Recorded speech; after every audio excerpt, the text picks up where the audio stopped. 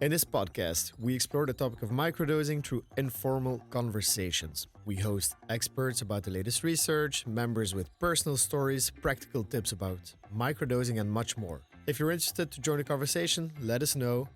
So, today we're here with Dr. Mathieu Seynaeve. We're going to learn a lot about microdosing, and I think we're going to have a good time. We'll have a lot of discussion points, and let's dive right in. What are you doing here? And Matt, just tell us a little bit more about yourself. Thanks, Lorenzo. So I'm a Belgian doctor. I studied medicine in Belgium and then I specialized in psychiatry. And after a few years, I wanted to develop better treatments in psychiatry. And I thought that was going to be easy, but it turned out very hard. It brought me to London, where I initially did some neuroimaging studies, then started to train in psychiatry there. And whilst I was training in psychiatry, I was introduced to the first psychedelic research in London, which at the time was at Imperial, but there was one of the doctors who worked on the study coming over to do research at King's. And I was really fascinated by, in a way, the biological kind of psychopharmacological intervention, so giving medication to people, coming together with the psychotherapeutic support model around psychedelics, and the fact that those two parts of psychiatry in some ways that both have their advantages and disadvantages came together. And so I got more and more involved in psychedelic research, initially whilst I was doing my psychiatry training and then also afterwards full time. And I'm now doing a PhD looking at mechanisms of psychological change in psychedelics. All right. What was the first reaction of the family, your friends, ex-colleagues? What was the reaction of you being involved in psychedelics? Yeah, I think they found it weird because it was a few years ago and there wasn't as much kind of publicity or knowledge about psychedelics. I have to say in the UK, because it was a very credible group of people working on it, for me it never felt strange. It just felt like something that made clinical sense. And I also saw how some of the participants going through our research, how they really improved. I saw things that I hadn't seen before in psychiatry, in terms of people making really big changes in a short period of time. I'm not saying that always happens, but for me, it was the thing that I was looking for as a psychiatrist, something that could help people to make big changes. So up till now, let's say majority of the research was done in the US, in the UK. We hear a lot about microdosing studies in Australia and New Zealand. But what about Europe? What about Belgium? And I heard now you are taking a potential role in this as well. We're trying to. So the Netherlands, of course, is very strong, and most countries in Europe have now started to do psychedelic research. In Belgium, there's, I think, one study in Liège, which has already started, where they look at people with very severe brain damage and when the neurotropic effects of psychedelics can be helpful there. But that's pretty different from what I'm doing, which is much more psychiatric.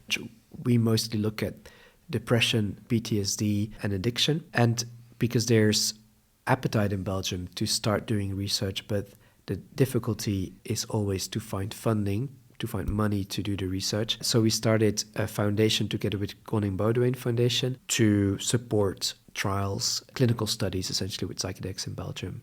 And the foundation is called the Isala van Dist Foundation.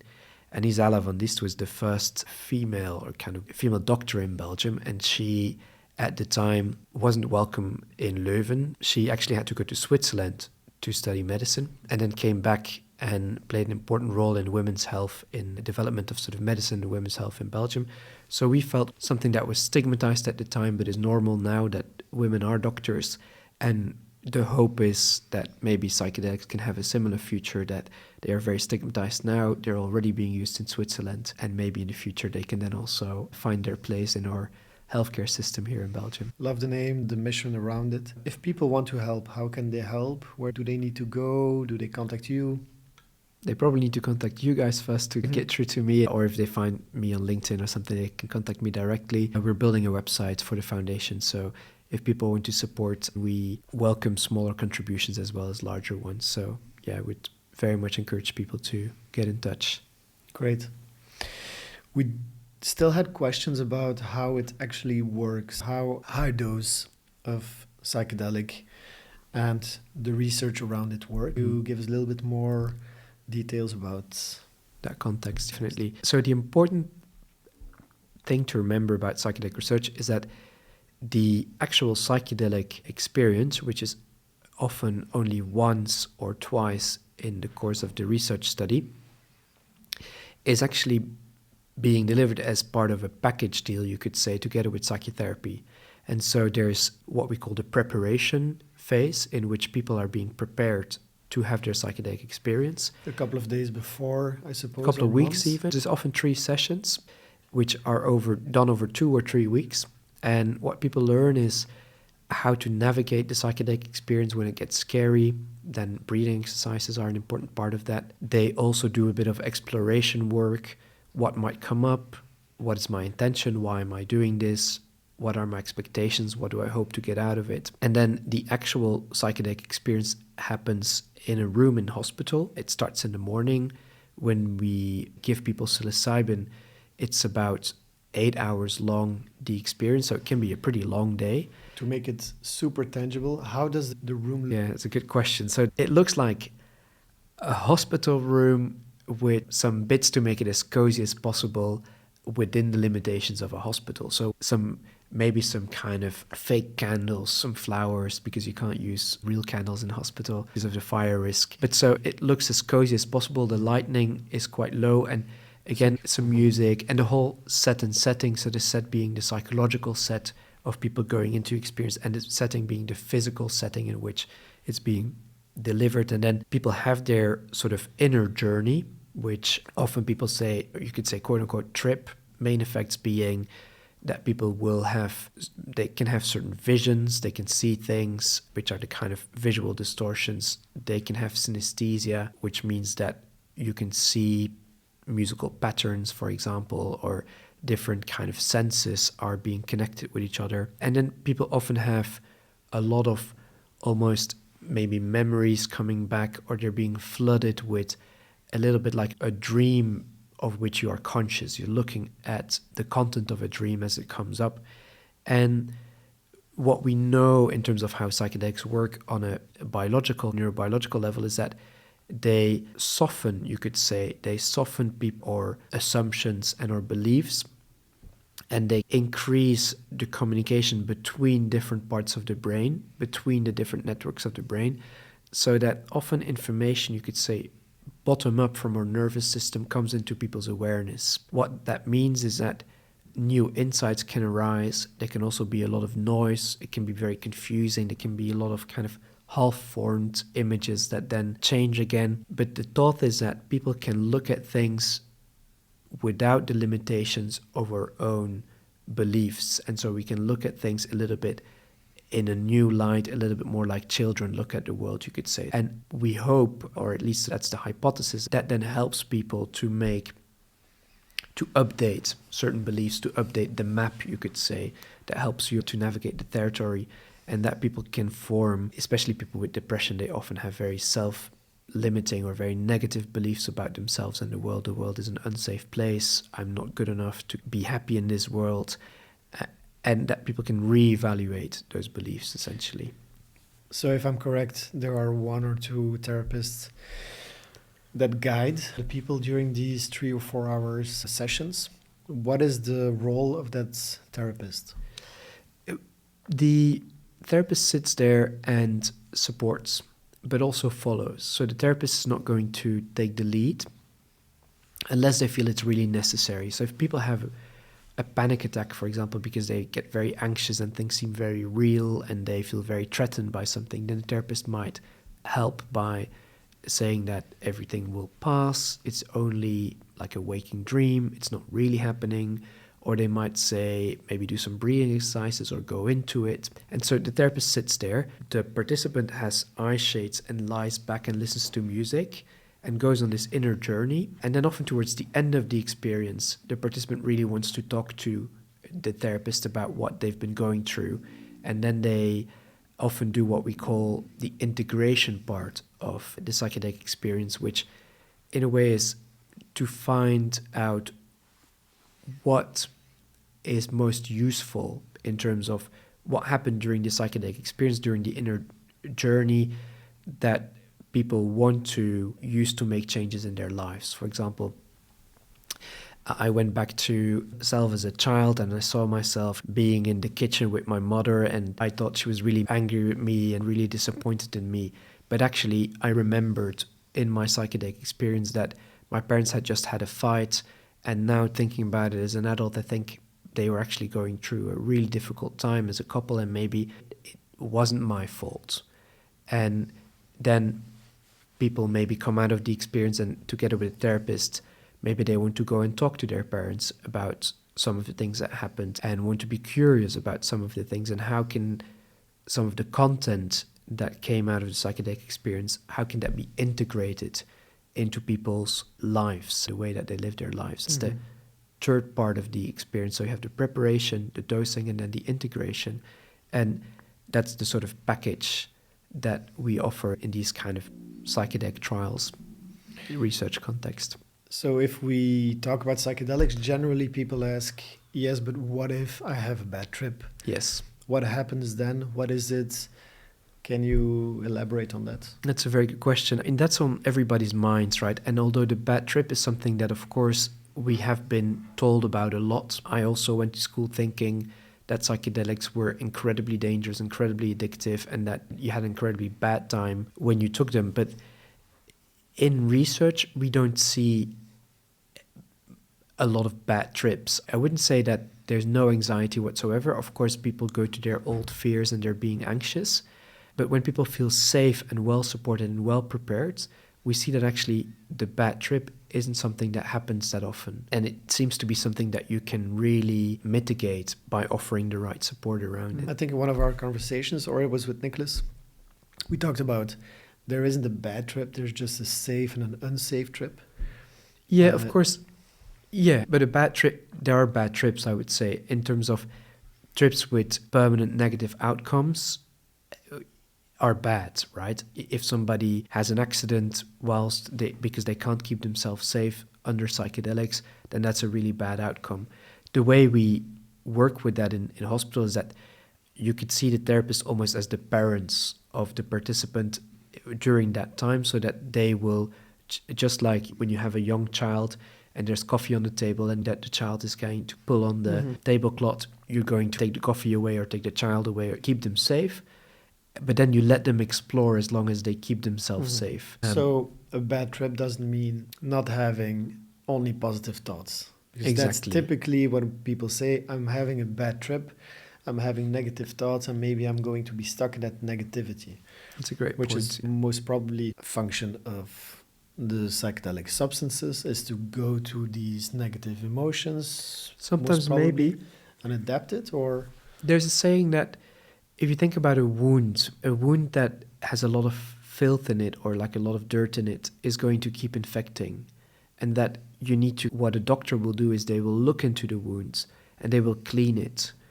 And in psychotherapy, similarly, often people need to really look into the wound, and nobody likes to do it. As a child, if you had a wound, you didn't want to look at it. You wanted to look away because you wanted it not to be there. But of course, the psychological problems are there, and if we turn away from them, we often don't look at them enough. We don't use our creative problem solving to really do something about them because we think maybe nothing can be done. And I think one of the things that psychedelics can do is that it can help people to find the courage to look into the wound and to maybe find the dirt in there, what needs to be removed for the wound to heal psychologically. Like the analogy.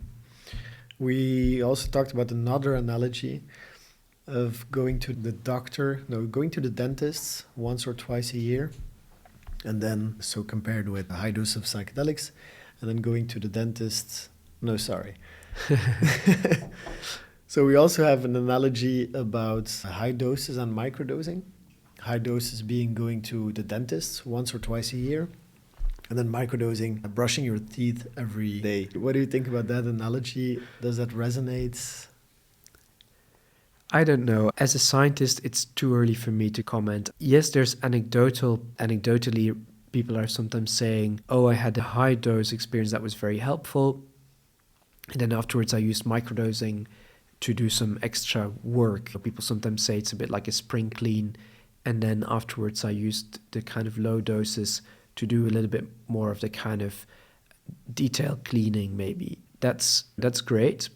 It's not the way we are currently doing research. Of course. So it's hard for me to say whether it's not scientifically proven. That then there's a lot of things that are not proven yet. I'm not sure when I'm brushing your teeth. I think probably has been proven. Yeah. I think it's a good segue for your vision, the citizen science aspect of things and science itself. Can you explain what citizen science is to people that don't know and what your vision is on that? Because we, of course, know that hundreds and thousands of people already microdose and that share their stories, share their vision about that. What do you think? Citizen science, as far as I know, is a method to collect data, which is different from clinical research and the way that in clinical research data is being captured.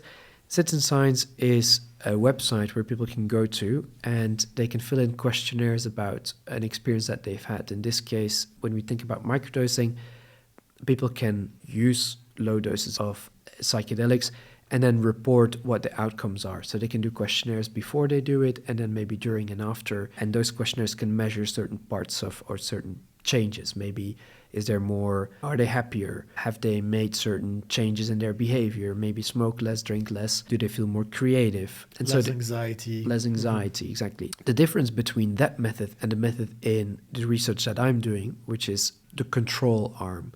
And so in clinical research, the way it's done in pharma development or drug development is to try to have the driest proof that you can generate. So to really know that people's beliefs are as much as possible not coloring your outcome of your research. And the way you do it is by making sure that people don't know whether they take a psychedelic or not. In the research that we're doing, it's blinded. So the researcher, the participant, the therapist, nobody knows whether it's going to be a placebo or it's going to be an active psychedelic.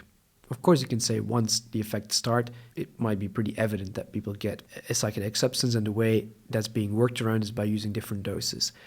That is part of a controlled research movement which wants to show to the regulators, so the FDA and the EMA, so the European Medicine Agency and the American Federal Drug Administration, Food and Drug Administration rather, they want to show to the regulators that this is medication that can be used medically.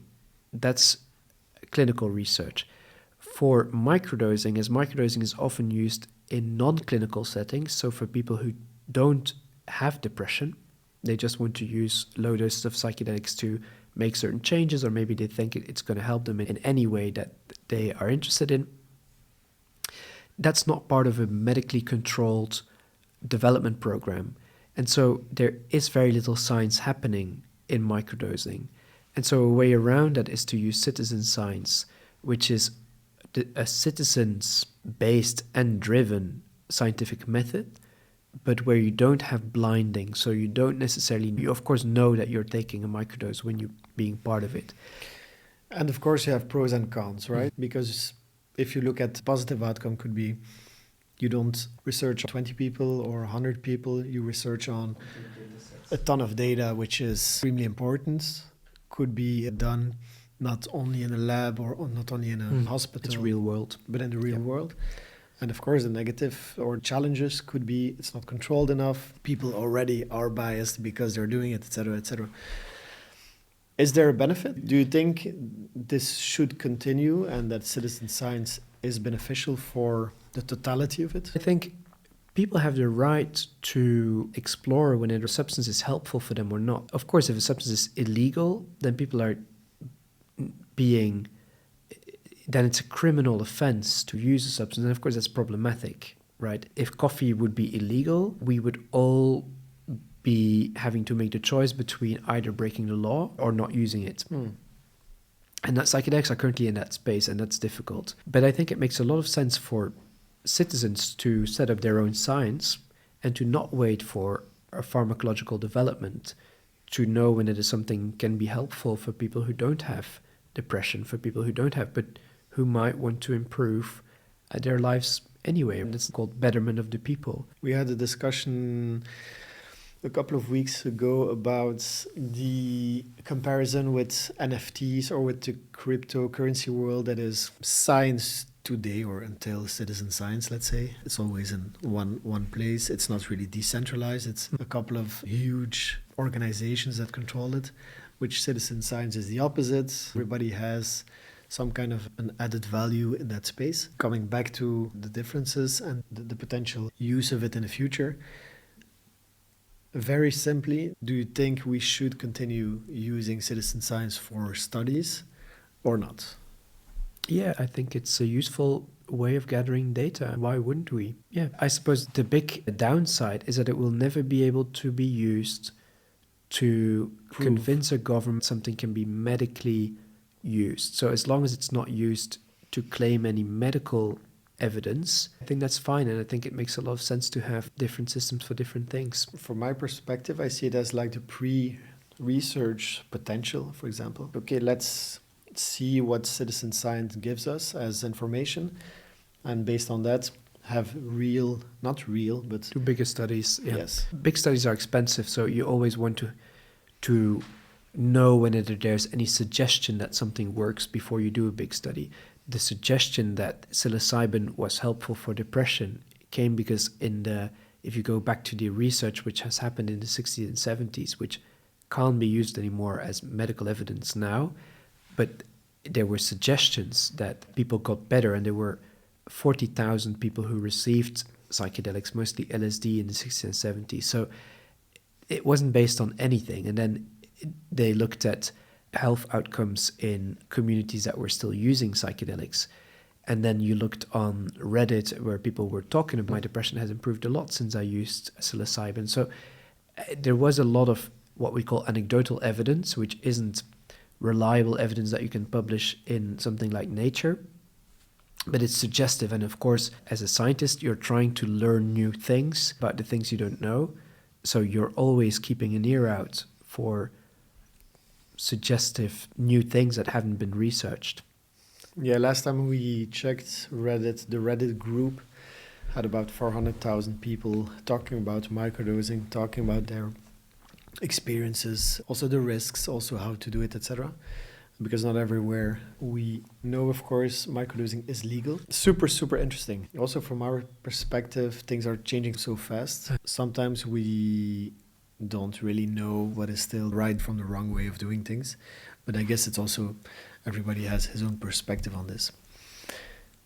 If you look at the future, the vision you have personally, like the dream you have around psychedelics, what would it be? I think it would be good if we in Belgium start to look more at clinical research studies.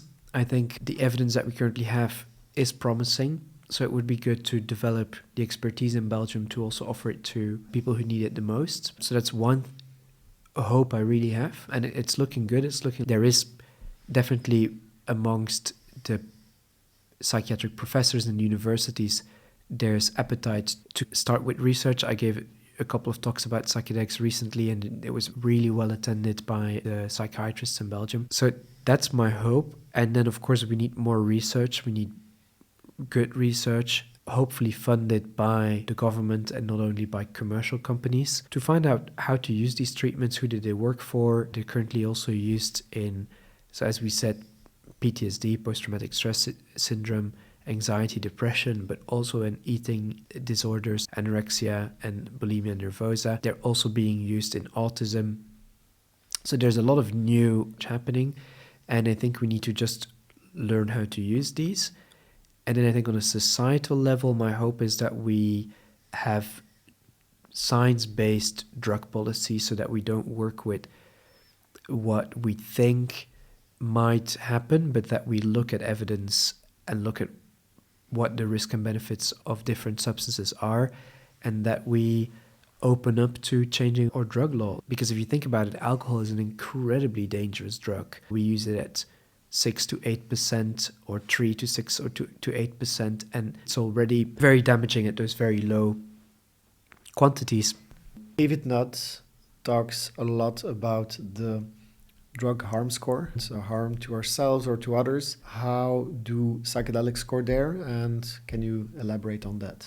Definitely. Yeah, so David Nutt is the professor in the UK. He's at Imperial, but he was also the drug policy advisor of Tony Blair. And he was actually fired when he said that cannabis wasn't addictive, which at the time was very controversial as a statement. He then doubled down and really started doing all the research to show that cannabis wasn't addictive, which he then finally did. And he is now worldwide seen as the authority on science-based drug policy. And he has made a list where he lists a lot of the drugs that we're already using, and he lists their harm score, which consists of harm to self, so how harmful something is to the person who takes it, harm to others, so if the person, for example, becomes aggressive, or if the person, maybe with alcohol, of course, the big one is drunk driving, and then road traffic accidents where other people are being harmed. But then there's also harm to the economy, and harm to the economy is, for example, people have hangovers and they don't go to work the following day, or they are less productive when they go to work the following day. And so he adds those scores for a lot of the substances that we're using. And as you can imagine, alcohol, the score is very high. Alcohol has an incredible kind of impact on people's bodies when they use it, on people's brains, of course, as well, but then also on our economy because of kind of absences, also because of mortality, and then on others as well, domestic violence. If I'm correct, it's number one. Alcohol is on the that most, list. yeah. And then the psychedelics are actually on the very other end. So some of the drugs like cocaine, for example, is a pretty harmful drug, but not as harmful as, for example, heroin, which is way more addictive and has a much bigger impact on people's lives if they use it. But then you can see that psychedelics actually have a very low harm to self. They are physiologically very safe, and that's because they are so similar to serotonin. They're being broken down by our bodies, and they're very non-toxic. They can also, often they don't result, if they're used safely, they don't result to a lot of harm to the person who takes them or to the environment. If you look at people who are admitted to intensive care or kind of A&E, so urgent care, there's very little people coming in with psychedelic intoxications. The numbers are very low. And if you look at the mortality rates, that's where psychedelics have been involved.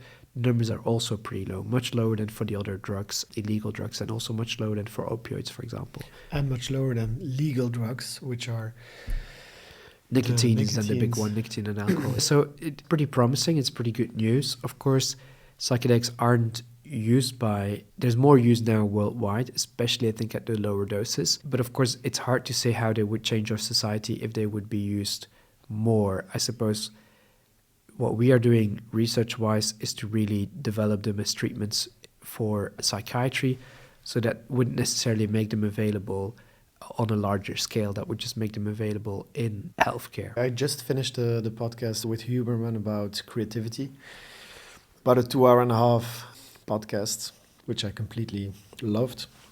And he's also talking about convergent, divergent thinking, microdosing being one of the methods of becoming or helping him to think that way. But of course, we also have meditation, we have sports, we have a lot of different things that can help us. We're thinking about the brain, but also mental health, mental well-being. So a lot of stuff he's talking about, but one of them was microdosing. Do you think it's a hype? Do you think it's something that is talked about now? Maybe it was talked about 100 years ago, maybe 300, 500 years ago as well? Or is there something changing today in the society that we talk about it more? That's a very good question. I would think it's both. There's probably a hype in terms of, I think hypes is a very natural phenomenon for us human beings. We hear about somebody doing something, we think it's going to be great. We all try it, we have high expectations, and then it turns out to often not live up to our standards. And then we're a bit disappointed. And then in the end, we settle on a pretty, I think, accurate image of what something is. And you could say that if we think about how we discover substances, maybe when teenagers first discover alcohol, they often think it's great, you can party on it, and they often use quite a lot of it in our sort of, if you think about students, we often see them as, they probably drink a lot.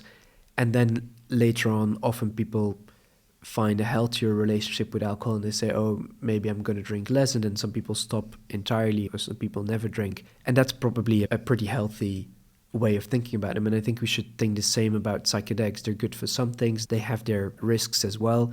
And we should probably think about what they are and how they fit into our personal lives and how they fit into our society, and just find a healthy way of relating to them and really understanding who can they be dangerous for, so that we can protect the people for whom they might be risky from exposure to them, so that we avoid things that have happened when psychedelics became very popular in the 60s and 70s. Love your vision. Absolutely agree as well. We touched a little bit about the risks, the benefits. A lot of people have questions about addiction and about the substance being harmful, yes or no. Can you say a little bit more about that, benefits and risks, about high doses and microdose if you have? Yeah, definitely. So risks at a high dose are very much when people take them during what we call the acute effects. So the effects at a high dose when people are quote unquote tripping. What psychedelics do is that they turn the volume down of your, you could almost say, adult ingrained patterns. So a more creative, more flexible, but also more chaotic way of thinking will arise when people are on high doses of psychedelics. And that can be dangerous because people can think, oh, maybe I can fly and I'll just jump off the balcony, which would be the sort of cliche. But it could be other things too. It could be people can forget how to use their stove. So accidents can happen. And it's important to almost think about people on psychedelics as they need good parents in the room when they are on psychedelics. And that's something that research is put in place even in the 60s. Just kind of spoke about the importance of set, and set being the mindset of people going into a psychedelic experience, and setting being the environment. How do you keep people safe? And the environment can really be just a therapist sitting next to a participant or a patient in one of our studies, and to just be there. Even if somebody needs to go to the bathroom, then the therapist will help them to go there, make sure that they're safe, because things can feel very scary when people are on psychedelics. So those are the sort of, at high doses, the main risks is in the acute phase. And also that when we think more flexibly, how much change can we handle if a participant in a study who has never done any psychological work in therapy is all of a sudden exposed to maybe something traumatic that happened to them when they were much younger. That can be very overwhelming, and that can trigger a period of instability after the experience, and people might need a lot of psychological holding. And so that's, at the high doses, something that we in our research are very much aware of. What psychological support do people need to go through an experience like this? And then to answer your question about the lower doses, microdosing is a lot less studied. So we don't understand the risks that, I suppose one of the risks that is often quoted on about microdosing is that people take too much of it and it becomes a slight kind of too active dose. And then there's mitigation strategies that people can use to reduce the kind of trippiness of their experience. But then with microdosing, there's also another risk that people need to think about, and it is how much of the effects, imagine that you do use microdosing and you feel, oh, things are improving.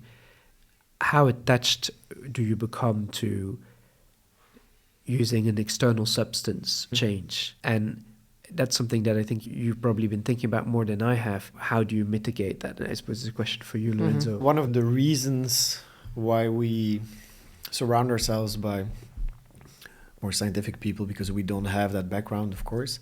And one of the big questions we had in the beginning was, is it addictive? Is it harmful? Two biggest questions. We will not start anything in microdosing if that's the case, where it's proven, if I'm correct, that the substance itself is not addictive, neither physically or psychologically. And on the other hand, some percentage of the population can become addicted to having too much yoga or sports like the adrenaline rush or the runner's high that we know. Is that something comparable to it? Or can we say no, the substance itself can be addictive? That's a good question. So when we say addictive in neuroscience, we often think about whether something is dopaminergically active or not. We know that, for example, psilocybin binds to the serotonin receptor, A receptor, and not to the dopamine receptors. That doesn't necessarily mean that there's no dopaminergic activation, because the way the brain works is that something binds on one receptor and then it will have what we call downstream effects. You could almost see it as a river. So if you change something upstream, something can happen, and you change the flow of the river, something happens way further down. And that's how there could actually be dopaminergic reward-based activation by using a psychedelic. And then there's the naturalistic observation that some people get really into their psychedelics, often when they first start using them. And of course, that's what people think about when they say, oh, isn't it addictive? People think, am I going to get too into it, too dependent on it? And I think that is a real danger. And it's, I think, a little bit like coffee. When you would first start drinking coffee, you could be like, oh, wow, this is so great. I feel sharper. I feel more awake. But then if you would start to drink coffee all day, maybe your sleep would be affected, and you would be more and more exhausted. And the cognitive effects of coffee would also start to wear off. So I think when we find something that helps us, we often get hooked. As you say, whether that's sports and I also think that the paradigm of taking an external substance to improve ourselves is very appealing to us, because it feels like a low-hanging fruit, or like a cheap win. It feels like, oh, if I can perform better by taking this substance, why wouldn't I? Yeah, totally agree. And not seeing it as just the typical Western medicine world. Okay, I have a problem, I take a pill, it's okay. I don't have to dig deeper and try to find the root cause. Yes. Absolutely. Would you recommend it, but would you say if the legal structure is there and the way of producing it and the way of giving it to the people with programs, with coaches, and making sure that it's done in a safe way, would you be able to say, okay, this is something that I would recommend for certain kind of people? Or are you still not sure about the results enough to be able to recommend it? Another excellent question. So what we do know is, in terms of higher doses, we do know that there's a 2B study with psilocybin in depression that had statistically kind of significant results, I think up to 3 weeks. The results weren't as good as people had hoped based on early research. That often happens. But I think in depression, they are a promising potential new treatment. The importance to always highlight, I think, is to use them together with psychotherapy.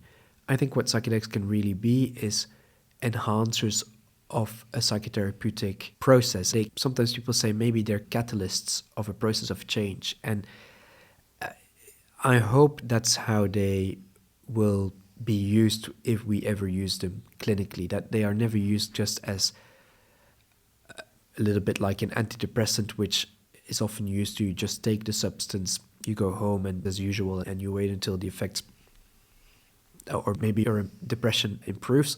We know that's not even how antidepressants work. Even antidepressants work because they probably change or help with some of the symptoms, but then if people do a lot of work or if people feel well supported, their depression often improves more than if people are just left to their own devices or aren't being offered extra support. I think with psychedelics, and especially also in the microdoses, we don't really have any evidence whether they're better than placebo or not. And sometimes people say, oh, maybe microdosing is all big placebo. But what we definitely do know is that people have reported that if they use a lot of psychological tools, people have reported that they have found microdoses of psychedelics beneficial, often to change certain behaviors. And of course, scientifically, that would make some sense, although it's not proven. But if psychedelics can increase psychological flexibility at high doses, you could say, why wouldn't they increase psychological flexibility a little bit at lower doses as well? And then maybe that flexibility that is being offered by the psychedelic can be used therapeutically by people, or rather, not therapeutically for people who are clinically unwell in psychiatry, but maybe also for, quote unquote, the betterment of the people. For example, I want to smoke less, I want to drink less, I've been trying for a long time, I'm not getting there with the tools that are being offered. Maybe if I use a low dose of a substance which increases cognitive flexibility, maybe I will feel a little bit different, and some of the methods I've used before will become a little bit more effective, potentially. I hear a lot of therapists talking about the toolbox. Comes in, they have a toolbox. The toolbox can be being conscious of what you eat, another can be sports, another can be therapy, literally just talking therapy. Is that a word? Yeah. Talk therapy. And other things in the toolbox. And seeing microdosing and or high doses as one other tool in the toolbox. Yeah, I think that's a pretty wise way of looking at it. I think we should probably think about a lot of things as potential tools in a toolbox, as in why I think that's useful in mental health is because if people have a problem, two people with depression can have a very different, somebody can have, they don't enjoy things anymore, but they still go through life and a little bit more like a burnout, and they feel that life is pretty meaningless, but they go on anyway. These people can be depressed. And then you can have people who can't get out of bed in the morning and can't go to work at all. And these people are also depressed. And then you have lots of other symptoms of depression that can affect people differently. Why would we ever find a treatment that helps all of these people? Why would the same treatment help people with such different symptoms? And it's probably that we can find tools for certain people that will help them with some of their symptoms, and that psychedelics perhaps, because antidepressants now, they do help for some of the symptoms. They are helpful. But maybe psychedelics can help people with some of the other symptoms that, and then maybe in lower doses, microdosing can help people to make certain changes that they, as you say, that they have other tools for, and that they are complementary almost. What is your view then on, because now we're talking about patients, they need it. Pharma, of course, wants to help a lot of people to get better. I think the latest study in Nature said that around 350 million people have a severe mental well-being problem today. Most probably much more, because it's a study of a couple of years ago. And probably much more because we're not able to find everybody and gather all the data. But next to the patients, the healthy individuals, healthy normals, taking psychedelics, not on a recreational base, but on a more functional base.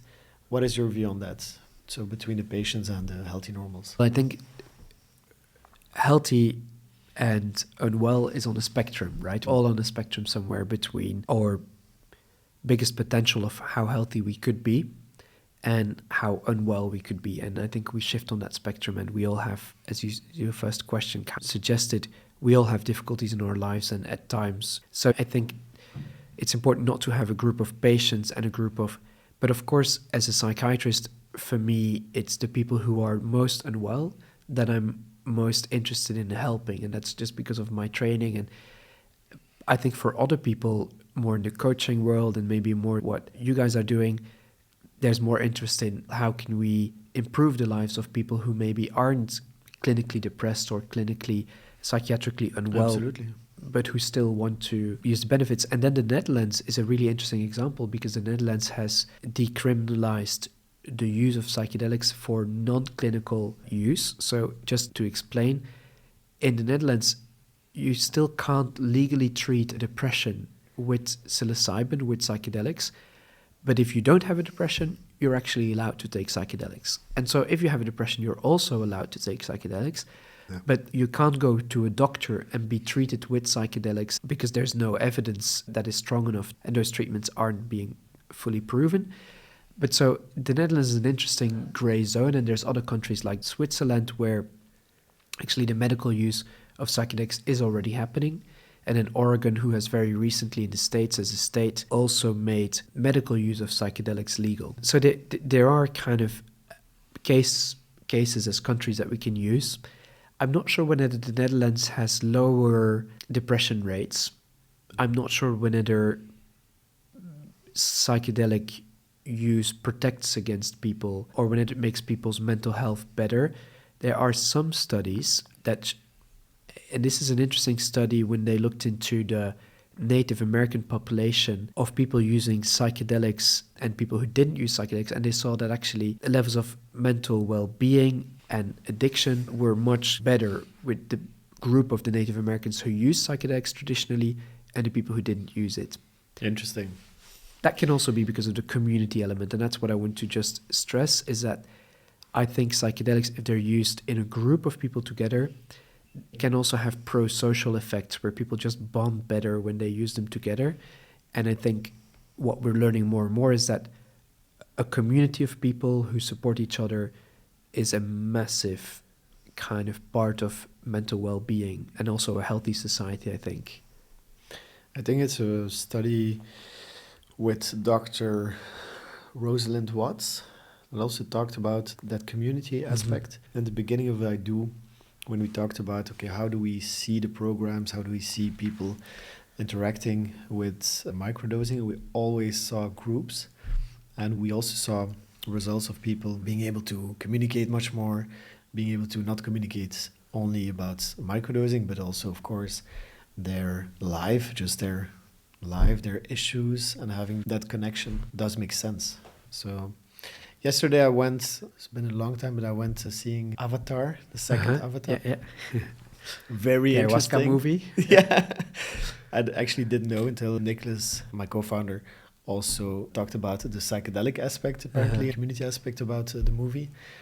Something completely different. What do you think about the movie, and what do you think about the potential vision of psychedelics in the future? I have not seen Avatar 2, so I've only seen the first one. But together with a group of friends, I went to study ayahuasca in Peru a couple of years ago. This is like 5-6 years ago. And the way that the tradition, and this is Shipibo tradition deep in the Peruvian Amazon, they have their holy tree, is a tree which lights up at night. And so when I had seen Avatar before, I never, and then somebody told me, and of course, lots of our popular movies are based on mythology from all over the world, as of course we know.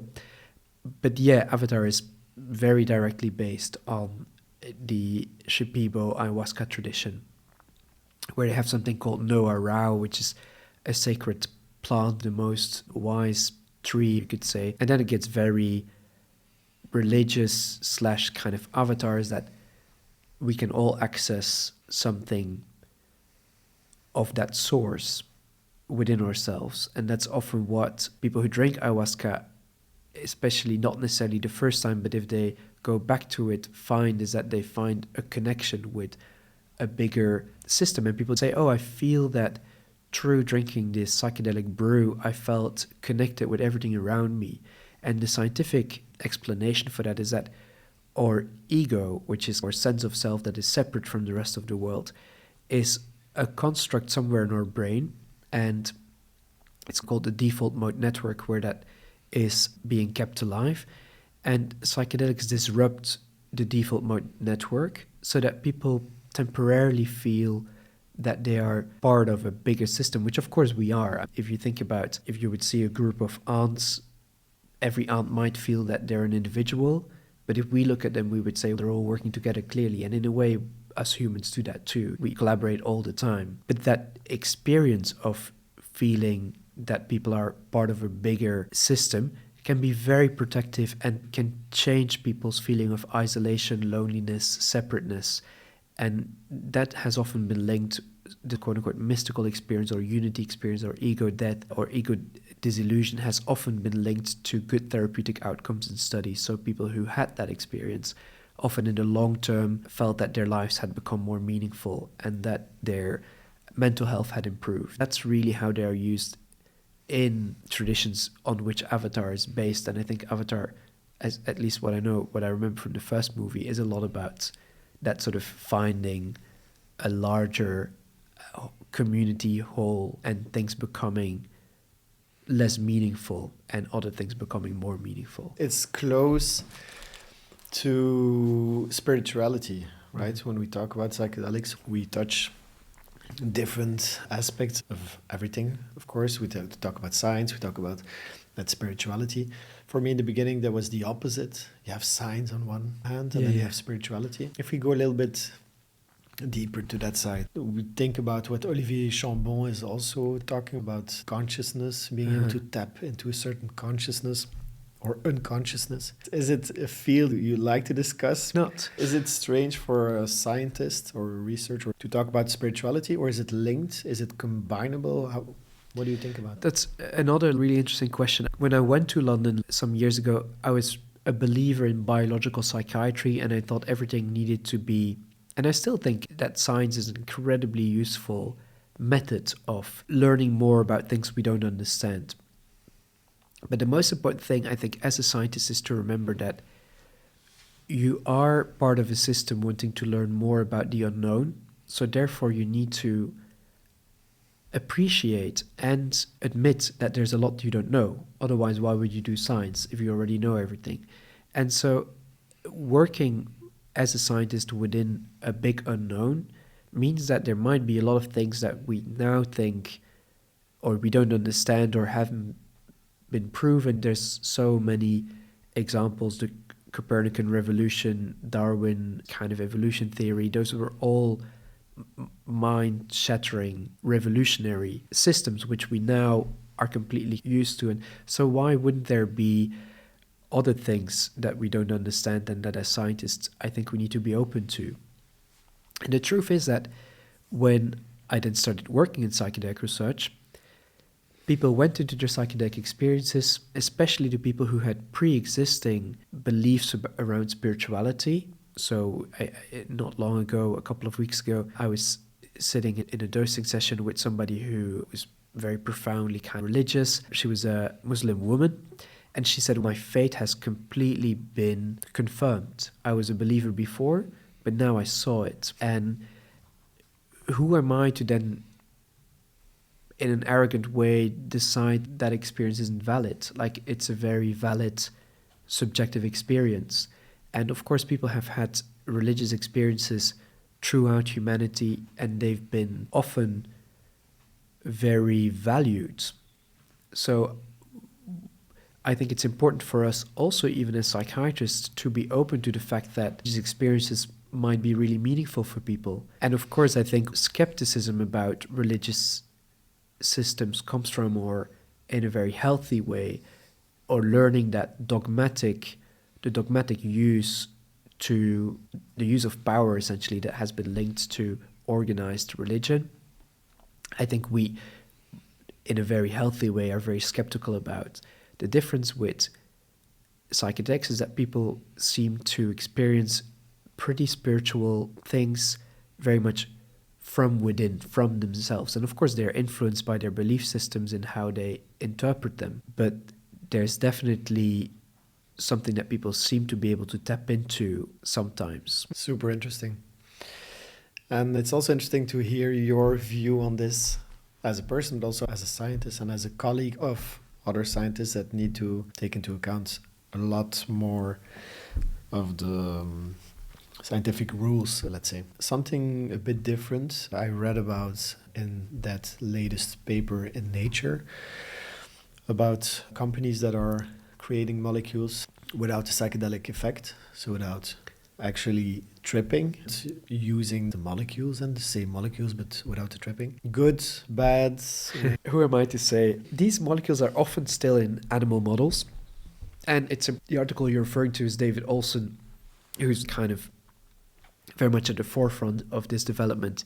He's an amazing scientist, but the way they assess psychedelic effects currently is the head twitch response in mice and rats. So does the rat kind of move their head around? So in a way, as we translate that to humans, of course, we would say there's a lot more happening in a psychedelic experience than people moving their head around. Although that's probably a good marker, the question is always, how does animal research translates to humans? It's probably too early to say, but it makes a lot of sense if you find something that helps people or potentially helps people with mental health difficulties, but the trippiness of it is a risk. It makes sense pharmacologically to try to develop something which has less of that risk. And maybe it will work. And then there's other people saying it won't work because the meaningful kind of experiences that people have on psychedelics are often linked to people's mental health outcomes. And the truth is, that's entirely not. The jury is out. It's still being debated. We really don't really know. Like I've said in a lot of psychedelic experiences with people in research, do I know that they definitely need the trip to improve? I'm not sure. Sometimes people definitely find a lot of the insights very meaningful. They feel connected. And then I would think yes. And then at other times, maybe there's also a neuroplastic effect without the psychedelic experience, which there probably is, or at least animal research suggests that. So yeah, it's great that it's being looked into, I think. So a lot of research and high doses. One of the studies I loved the most, I didn't read them all, of course. So from the ones I read, nicotine addiction, high doses, and if I'm correct, about 85% of people in that group, it was a small group, stopped smoking even after 1 year, so 85%. And the second year was still like 70%. The third year was still around, I think, 40% of people still not smoking, compared to the other anti-smoking medication that we know today, which is like 10-15%. So gigantic difference. What is for you like one of the studies that marked you the most, that you say, this is groundbreaking, and that is a great example I want to share today? Two of the studies that come to mind, the important context is that a lot of the smaller studies are early, and early research with small groups of people isn't very good in showing an effect. It's more showing that it can be done safely and that there's what we call signal. So maybe there's a suggestion of effect.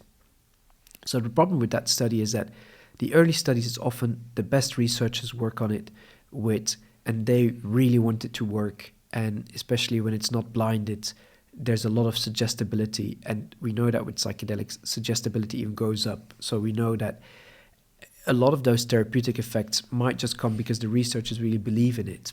And that's a big kind of criticism on psychedelic research, and I think a very valid one. And then we need bigger studies with people who aren't as convinced that psychedelics work to really show that there's an effect that would aid to the use after something offered on the market. That's really what the FDA, which is the American Food and Drug Administration, and the EMA, the European Medicine Agency, what they will be looking for is bigger studies where you really show in a very dry way that something works. And so one of those bigger studies, there's two that came out this year. One is the phase 2 psilocybin for treatment-resistant depression study that showed that they had, I would say, pretty good effects in people who had failed to respond to different antidepressants. So people who were still depressed despite having taken different antidepressants. So great that these people, I think it was about a third of people who improved. So that's not bad. That's pretty good. So that's an exciting study. And then the other exciting study is the phase 3, which is the final stage of research that you need to do before something can go to the market for MDMA for PTSD.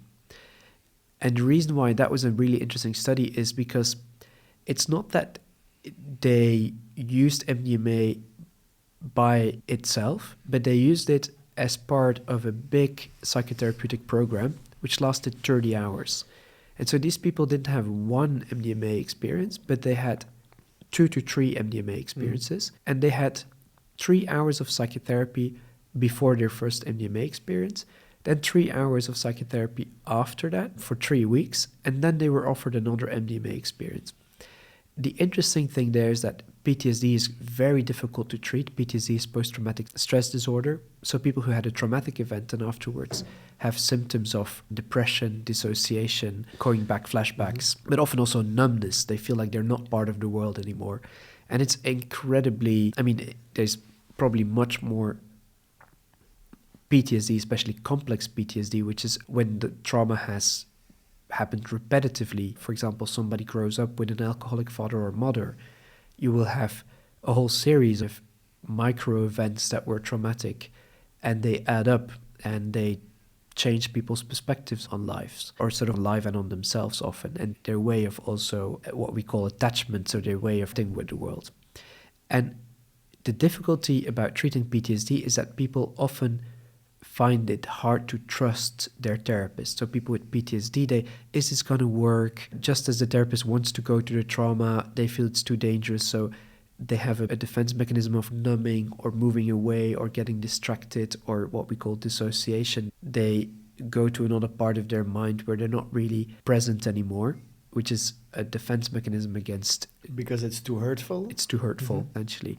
And what MDMA then does is that it boosts serotonin, but also oxytocin. And oxytocin is the hormone that is being expressed when mothers and children bond, which it's actually really interesting. It's related to breastfeeding. So when the mom and the child kind of breastfeed, that there's being an oxytocin buildup in the mother and in the baby, so that they form a bond there and they start, and there's an incredible trust and openness and warmth of feelings. And so what psychotherapists in the 70s did is that they used MDMA often for people who find it hard to trust in couple therapy, and that's being looked at again now, and these results are pretty good. They had, I think, about 86% of participants in the study no longer had PTSD diagnosis towards the end of the therapy. And those are people who are incredibly difficult to treat. So that's something I'm really excited about. The use of a molecule as a clever way of addressing some of the problems in the therapy. And the psychotherapy was already working, but it was hard because people couldn't trust their therapist. The oxytocin of MDMA can help people to trust their therapist. And then there's more of a bond that can be formed, and that bond can then be used therapeutically for people to learn. And that's where you have a strong combination of different factors that can really have amazing results. Great. MDMA was found. Was it found? It's found a molecule, but before psilocybin, I heard it was about 100 years ago. I think it was first synthesized in 1912 by Merck, which was a pharmaceutical company. But then it was completely forgotten about, used, and then it was rediscovered by Alex Schultzen, who was a sort of rogue chemist who, in his garden lab, has developed loads and loads of different psychedelics and actually had the habit of using them himself. And he called MDMA my low-calorie martini when he first discovered it. But then he gave it to a friend of his who was Leo Zeff. And Leo Zeff was a psychotherapist who was retired. And he said, oh, this is like Adam. It brings you back to the pure man. Then he started using it in psychotherapy, and they called it empathy. And then people who used it in psychotherapy took it to the clubs, and it became ecstasy. And then it became illegal in 1985. So psychedelics have been made illegal much sooner than MDMA. Yeah. And then there's an American man called Rick Doblin who decided, he was there in 1980s when he saw MDMA being used psychotherapeutically, and he then started the process of trying to set up research to prove that it worked, or it could be used medically rather, and he chose PTSD as his first indication. And essentially now it's really beautiful to see that after 40 years it's coming around and he's starting to show some results. Yeah. Thank you so much for this amazing time with you. Thanks so much for everything you're doing. I think it's hugely beneficial, both for us as a society, but then also just for science in general. I hope so. Thanks so much for being here and sharing all that with us. Is there anything you would like to share with us? Last statement, something we could keep in mind. It was a pleasure being here. I think a lot has been said. Maybe I'm just going to go back to the message about psychedelics is that I don't think psychedelics are a magic cure or that they are a panacea that can be used for everything. I think we need to be aware of the hype around them, and that we will probably be, if we expect too much, we're probably going to be disappointed. And I think what psychedelics hopefully can be is, as you said, a tool in a toolbox with a lot of other important things. And I think the most important one would be to have a society where people feel supported by each other and to have communities of people who look out for each other. And that being what can really help us to bring our depression rates down is to have people feeling less lonely, less isolated, and more sort of part of a bigger system. And I suppose for me, doing this research, that has also been my experience, is that I feel like I've worked hard to try to make a contribution, but it's also a work of a lot of people working together worldwide and people wanting to learn when these things work, and if they work, how can we bring them to people who need them the most? And yeah, it's been great. It's been great being part of something which feels meaningful, and we'll see whether it works or not. But yeah, it's definitely been, I think I had a lot of fun doing it.